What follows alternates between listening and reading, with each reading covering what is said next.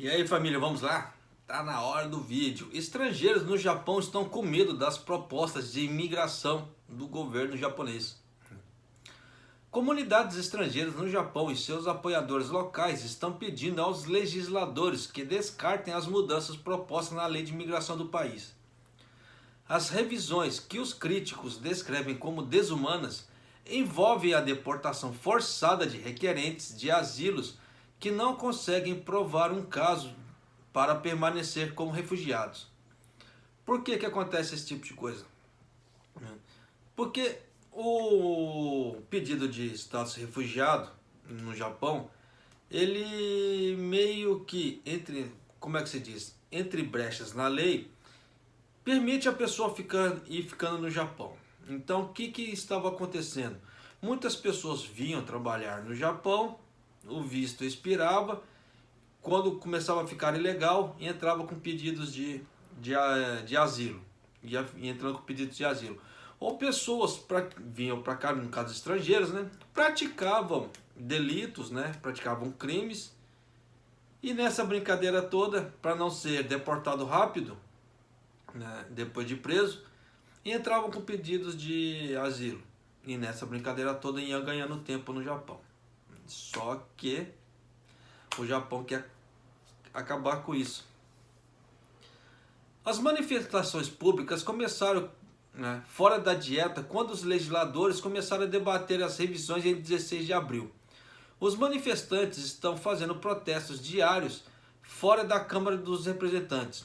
A rede Solidariedade para Migrantes no Japão apresentou ao governo uma petição contendo 106.792 assinaturas, exigindo que o projeto fosse descartado. O governo japonês diz que as mudanças estão sendo discutidas visam resolver problemas de detenção de estrangeiros por longos períodos em instalações de imigração. Como uma das novas medidas, as autoridades poderiam ter o poder de forçar os requerentes de asilo cujo status de refugiado tenha sido rejeitado 3 vezes ou mais. Eles seriam enviados de volta para os seus países de origem. Alguns especialistas, incluindo painéis das Nações Unidas, afirmam que isso violaria a lei internacional, que proíbe a solicitantes de refúgio sejam enviados a um país onde provavelmente enfrentarão a perseguição. Mas é muito fácil os cara da ONU ficar falando isso. Como eu já havia falado em outro vídeo, a ONU é muito fácil ela apontar o dedo e ficar criticando, né? Não se esqueça, tem mais 3 virados para você. Só que nessa brincadeira toda, quem está passando o problema é o país. Não é os bonitões que estão sentados lá nas cadeiras, né, todo confortável, ganhando seu salarinho, né, comendo tudo do bom e do melhor, tendo sua casa, tudo belezinha, né, na segurança do seu lar. Você vê que aqui é diferente, né, como acontece em outros países também. O Japão aceita muito poucos refugiados. Em 2020, recebia apenas cerca de 1% dos candidatos, uma das taxas mais baixas do mundo. Muitos candidatos temem por suas vidas se forem forçados a retornar a seus países de origem, entre elas uma mulher que busca asilo no norte de Mianmar, que pediu para não ser identificada. Os militares do país estão envolvidos em um conflito armado com um grupo minoritário Kachin, ao qual seu pai pertence. Ela já foi interrogada no passado e ameaçada com uma arma. Ela fugiu para o Japão em 2008, então você vê que é antes dessa crise, né, de Mianmar eclodir. E solicitou o status de refugiados 3 vezes. Ela diz que teme por sua vida se for forçada a voltar. Essa regra está me dizendo, por favor, volte para Mianmar e morra, diz ela. Moloko Bikila escapou da República Democrática do Congo, devastada pela guerra em 2008. Desde então, ela teve 2 meninos. Moloko explica que sua família solicitou o status de refugiados 3 vezes, porque ela nunca soube porque suas 2 primeiras solicitações foram rejeitadas. Não entendo essa lei, porque depois de 13 anos morando aqui, meus filhos só conhecem o Japão, diz ela. Não é nossa culpa termos que nos candidatar 3 vezes. O sistema de imigração nos obriga a fazê-lo. Mas eu acho aquela velha história. Tá? Desculpa falar. Eu sei que muita gente vai falar assim, nossa, como você é frio. Sim, mas a pessoa veio para o Japão, mas nada garantia que ela ia conseguir o status de refugiados. Até porque cada governo tem seu modo de agir, seu modo de proceder. Por que, que as pessoas não se informam antes? Aí é que está. Um consultor da Agência de Serviço de Imigração do Japão, o especialista em Direito Internacional Abe Koki, explica que se uma proposta para o status de refugiados for rejeitada após uma análise cuidadosa, o requerente pode ser deportado, pois não é considerado como estando em perigo. Mas o professor da Universidade de Meiji Kaguin acrescentou que, no atual sistema japonês, é difícil para as pessoas provar que tipo de ameaças enfrentam e muitas vezes os candidatos não são acreditados. Tanto que eu tenho uma matéria falando aqui de um ex-oficial da imigração contando como é feita a triagem, como é que era feita as leis lá dentro do sistema de imigração. Tá? Então ele conta que é feito a vistoria, é feito investigações sobre a vida da pessoa para ver se realmente estava acontecendo algo que aquilo que a pessoa estava relatando. Tá? Então você vê que o governo japonês ele é muito criterioso. Tá? Por mais que haja grande número de recusas, ele estuda cada caso, cada situação. E cada agência ela tem autonomia para tomar as suas decisões. Cada agência de imigração. Né? Não é algo fechado. Tanto que eu tenho essa matéria gravada aqui, ela vem em 2 partes. Tá? Tanto que esse oficial ele saiu, né, da agência de imigração. Ele já se aposentou, mas de qualquer maneira, né, então ele explica muito bem ali como é que é feito essas pesquisas, entre aspas, né, para saber se a pessoa pode ter o direito de status refugiado no Japão ou não. Alguns requerentes de asilo congoleses afirmam que o sistema japonês os está explorando enquanto aguardam seu destino. Um grupo de 15 pessoas se reuniu na prefeitura de Saitama, perto de Tóquio, no dia 18 de abril, para compartilhar suas preocupações sobre as propostas atuais. Eles o descrevem como uma forma de exploração. Primeiro, eles recebem um visto temporário que lhes permite aceitar trabalhos manuais que muitos japoneses não estão dispostos a fazer. Então, vamos ser criteriosos aí, tá?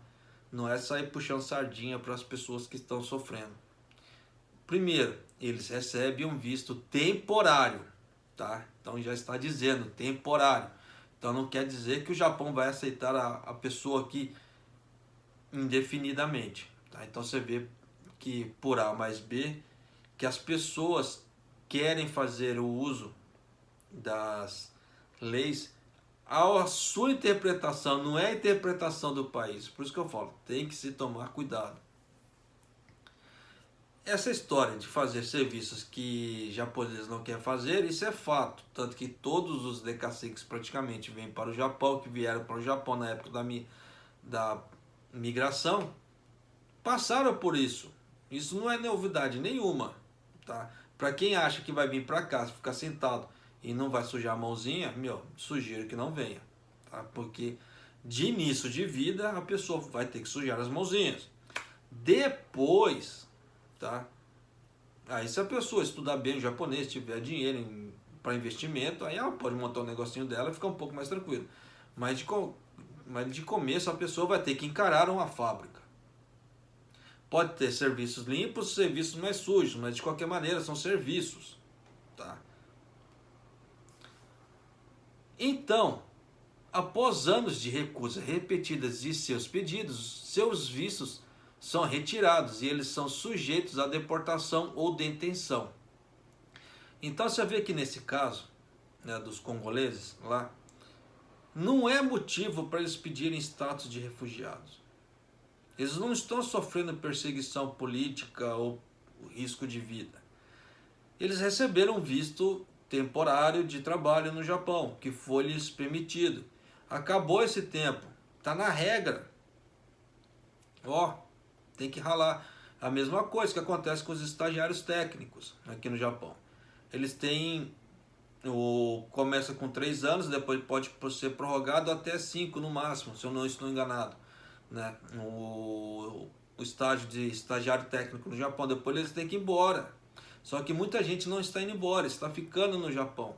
Aí vai usar esse tipo de, como é que se fala? De argumento. É complicado. Os japoneses devem saber que estamos lutando contra essa lei, diz Richard, um dos solicitantes de asilos congoleses. Tenho trabalhado e pago impostos no Japão há 8 anos, depois de fugir da República Democrática do Congo. E eles me dizem que agora eu tenho que voltar, disse Jacques Pongo Mingachanga, que foi convidado a sair em 5 de julho. Porque voltei, o governo japonês não nos disse em primeiro lugar que não estava aceitando refugiados. Teríamos escolhido outro país. Então, mas vocês veem que nesse caso do pessoal do Congo, eles receberam visto de trabalho.